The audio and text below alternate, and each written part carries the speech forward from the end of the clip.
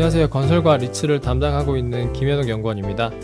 우선 건설 전망을 말씀드리고요. 이어서 리츠 발표드리도록 하겠습니다.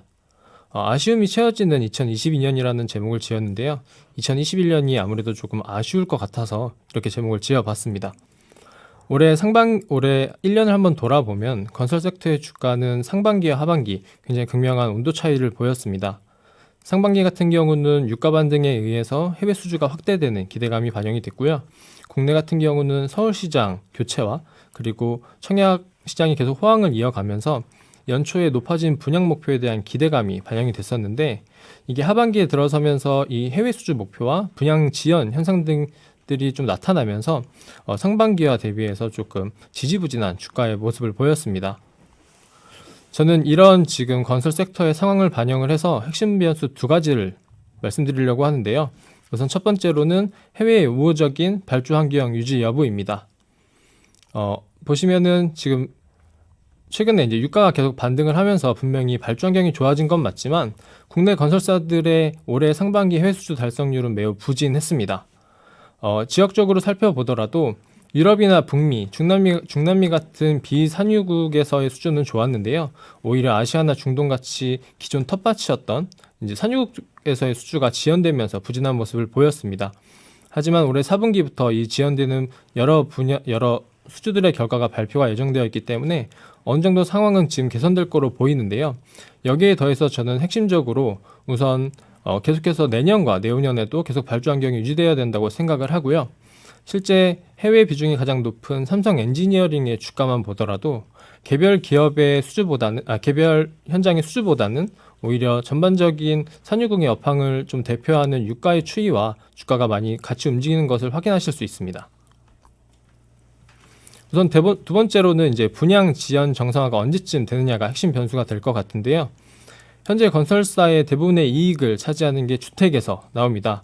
그렇기 때문에 이 주택 실적의 선행 지표라고 할 수 있는 분양 결과가 굉장히 중요해지는데요.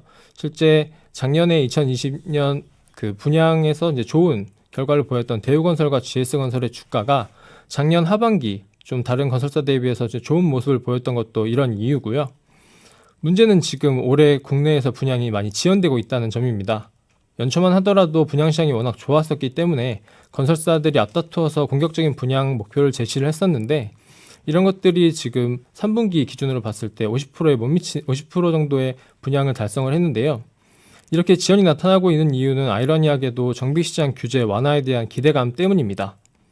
지난 7월에 이제 국회에서 맴돌던 재건축 조합원에 대해서 2년 의무거주 제한에 대한 그 법안이 결국엔 폐지가 됐고, 서울시와 정부에서도 이제 안전진단 강화나 아니면은 층고 제한, 분양가 규제 같은 이런 여러 규제들에 대해서 좀 풀려고 하는 분위기가 감지가 되면서 재건축 현장들을 중심으로 해서 분양을 조금 밀어보자 하는 이런 형태가 좀 나오게 됐고요. 그러면서 이렇게 분양이 지연됐는데요.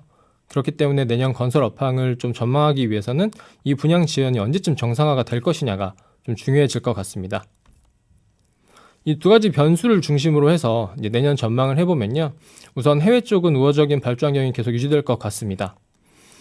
작년 하반기부터 시작을 해서 연말부터 지금 약 1년 동안 유가가 계속해서 지금 상승을 해왔는데요. 그래서 지금 주요 산유국들의 재정수지 균형 유가와 비교를 해보면 과거 대비해서 굉장히 높은 유가 수준을 보여주고 있습니다. 그리고 저희 회사에서는 내년과 내후년에도 최소 70달러 내외의 견조한 유가를 예상하기 때문에 올해보다 내년 그리고 내후년에 이 산유국에서의 이 재정이 계속 좋아질 거다라고 보고 있고요. 그렇기 때문에 투자 여력이 높아지기 때문에 이제 건설사의 입장에서도 이제 충분히 투자할 수 있는 물량들이 많이 나올 수 있지 않을까 생각을 하고요. 두 번째 전망은 이제 분양 지연이 언제쯤 개선되느냐인데, 저는 내년 2분기와 3분기를 말씀을 드립니다. 아무래도 이제 분양가 상한제나 이제 재건축 초과이익 환수제 같은 주요 규제들이 정부의 허가가 있어야 되다 보니 이게 대선과 맞물릴 수밖에 없는 것 같습니다. 실제 규제를 좀 강화하려고 하는 후보가 만약에 당선이 될 경우에는 규제 완화에 대한 기대감이 한 번에 사라지면서 오히려 이렇게 지연되던 현장들의 분양이 일시적으로 풀릴 거라고 보고요. 그 시점이 아무래도 대선이 진행되는 1분기 말에서 2분기 초에 나타날 것 같습니다. 그리고 만약에 규제를 좀 완화하려고 하는 후보가 당선이 될 경우에는 이 완화된 규제가 현실화되는 시점인 약 한 3분기 정도를 예상을 하는데요. 결론적으로는 이게 2분기가 됐던 3분기가 됐던 이 시점 차이일 뿐이지 결국에 분양은 해소될 거라고 저는 보고 있고요.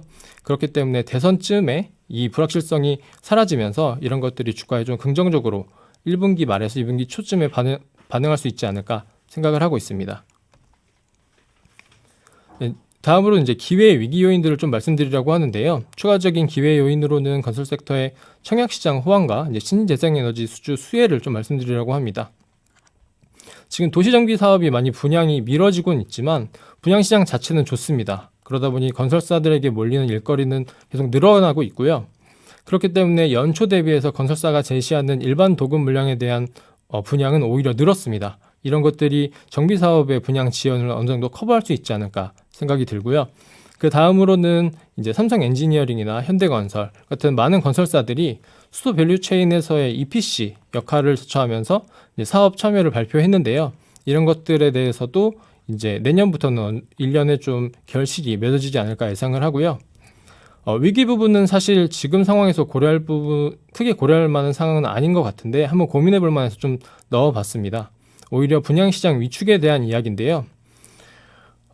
지금 현재 분양시장 호황에 대한 이유가 저는 공공과 민간에서 공급되는 아파트 이제 공급 절벽 하에서 작년에 코로나 이후로 높아진 유동성으로 인해서 아파트 가격이 높아졌고 이것들이 규제를 받는 신규 아파트 분양가와 차이가 벌어지면서 청약시장이 계속 호황을 이어가고 있다고 생각을 합니다. 그런데 최근에 아시다시피 금리 인상이나 대출 규제 같은 것들이 나오고 있고 지금 분양가도 규제도 완화하려고 하는 움직임이 나오고 있습니다. 그러다 보면은 아무래도 지금까지 높아진 아파트 가격을 분양가가 지금 빠르게 따라잡을 수 있을 거고요. 거기에다가 3기 신도시로 대표되는 공공에서의 아파트 공급과 그리고 재건축 재개발로 대표되는 민간에서의 공급도 어느 정도 활발해진다면은 이런 부분이 전반적으로 분양시장 위축 가능성도 가지고 올 수 있지 않을까 생각은 드는데요. 사실 이 부분은 그렇게 큰 가능성을 두고 있지는 않아서 이 건설 업황에 대해서 내년의 전망을 다시 결론을 말씀을 드리면은 올해 상반기 랠리를 보였던 건설주 주가가 최근에 조정을 받았는데 올해 연말부터 시작되는 해외 수주 랠리와 이 산유국 투자 확대가 올해 말과 내년 초에 관심을 받고 이후에는 대선 전후로 해서 분양 지연이 해소되면서 전반적인 건설 업종에 대한 주가 우상향을 기대하고 있습니다. 탑픽으로는 저는 현대건설과 GS건설을 말씀을 드리고요. 이어서 이제 리츠를 좀 간단하게 말씀을 드리려고 합니다. 최근에 리츠에 대한 관심이 많아졌습니다. 아무래도 높은 배당과 그리고 요즘에 리츠들이 계속 상장을 지금 준비 중에 있기 때문에 많은 사람들이 관심을 갖고 있는데 리츠를 좀 설명을 드리자면 부동산 간접 투자 상품의 일종입니다. 이걸 개념적으로 말씀을 드리자면 우리가 회사의 일부인 주식을 가지고 있듯이 우리 개인이 보유하기 힘든 대형의 부동산의 일부분을 리츠 형태로 가지고 있다라고 보시면 되는데요. 이 리츠의 구조와 이제 장점을 좀 설명을 드리려고 합니다. 우선 리츠는 AMC라고 하는 자산관리 회사가 이 리츠를 실질적으로 운영을 관리를 합니다. 투자자들로부터 자금을 모아서 개인이 살 수 없는 대형 부동산들을 매입을 하고요. 여기서 나온 임대료의 일부분을 수수료로 가져가면서 이제 대부분을 배당의 형태로 투자자들에게 돌려주는 상품입니다. 근데 여기서 많은 장점들을 찾아볼 수 있는데요. 우선 AMC라고 하는 이제 전문가들이 부동산을 관리하기 때문에 여기서도 굉장히 효율적으로 관리가 이루어지고요. 그리고 개인이 투자하기 힘든 우량 부동산들을 이제 소유할 수 있는 효과가 있기 때문에 리스크 대비 리턴이 굉장히 좀 건전하다라고 말씀을 드리고요. 그리고 리츠 자체가 대부분의 이익을 만약에 배당을 하게 된다면 법인세가 면제되기 때문에 리츠에서 소요되는 어떤 비용들이 그렇게 크지 않습니다. 그리고 투자자 입장에서는 이제 분리과세가 적용되기 때문에 이 점에서도 장점이 될 수 있고요. 그리고 상장 리츠 같은 경우에는 부동산 펀드나 아니면 사모 리츠와 다르게 매매도 원활하기 때문에 이런 점에서도 좀 장점을 가질 수 있다라고 말씀을 드립니다. 실제 국내 상장 리츠 시장은 성장 초입 단계입니다. 2019년도에 공모형 부동산 간접투자 상품 활성화 방안이 발표가 되면서 작년과 올해 지금 여러 리츠들이 상장을 했는데요. 오른쪽 표를 봐주시면은 여전히 종주국인 미국은 물론이고 도입이 거의 비슷했었던 일본이나 호주 그리고 싱가포르 이런 국가들에 비해서도 굉장히 작은 시장을 가지고 있습니다. 하지만 저는 이런 초기 단계에 리츠에 적극적으로 투자하는 게 어떤지 좀 제안을 드리고 싶은데요. 왜냐하면 이 리츠라는 상품이 배당이 증가하면서 주가가 같이 오르는 성향을 보이기 때문입니다. 리츠라는 게 이렇게 안전한 그리고 우량한 자산들을 편입을 해서 계속해서 배당을 높여가는 게 리츠의 미덕이거든요. 그러다 보니까 배당과 주가가 같이 오르게 되는데, 지금 차트로 보여드리는 사이먼 프로퍼티라고 하는 미국의 리테일 리츠만 보더라도 우리가 만약에 2000년도에 이 리츠를 매입을 했다면 지금 한 5배에서 6배의 주가 수익은 물론이고요. 연간 한 30%에서 40%의 배당 수익률도 매년 기대를 할 수 있게 됩니다. 그렇기 때문에 지금 성장 초입 단계인 리츠에 옥석을 가려가면서 투자하는 게 어떤지 한번 말씀을 드리고요.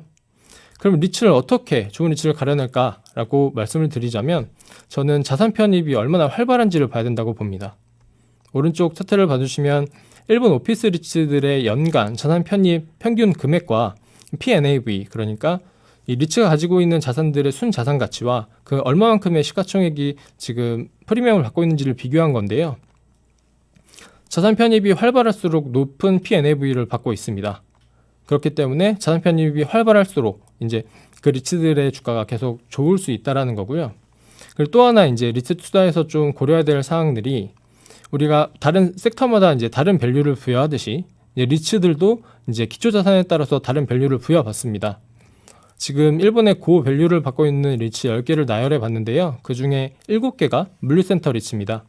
전통적인 리츠 자산인 호텔이나 아니면 오피스 같은 자산들보다 물류센터나 이제 데이터 센터 같은 신종 자산들을 편입한 리츠들이 고밸류를 받고 있기 때문에 투자 시에는 이런 부분도 조금 유의하셔야 될 것 같고요.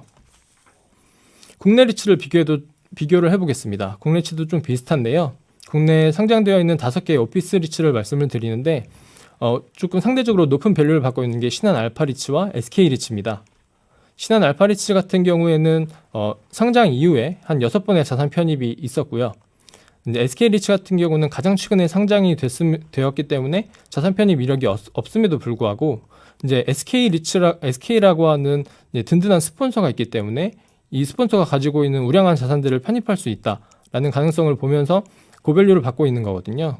그렇기 때문에 여러분들이 만약에 리츠에 투자를 하게 된다면 저는 스폰서와 이제 파이프라인 그리고 자산 편입 이력 등을 한번 살펴보시는 게 어떤가 추천을 드리고요. 마지막으로는 이제 상장 예정인 리츠들을 좀 나열해 봤습니다. 이 리츠들을 제가 앞서 말씀드린 그런 기준들을 통해서 한번 좋은 리츠가 어떤 건지 한번 고민을 해보시고 투자를 해보시면 어떨까 말씀을 드리고요. 이상으로 이제 건설과 리츠 부분에 대해서 저의 발표는 마치도록 하겠습니다.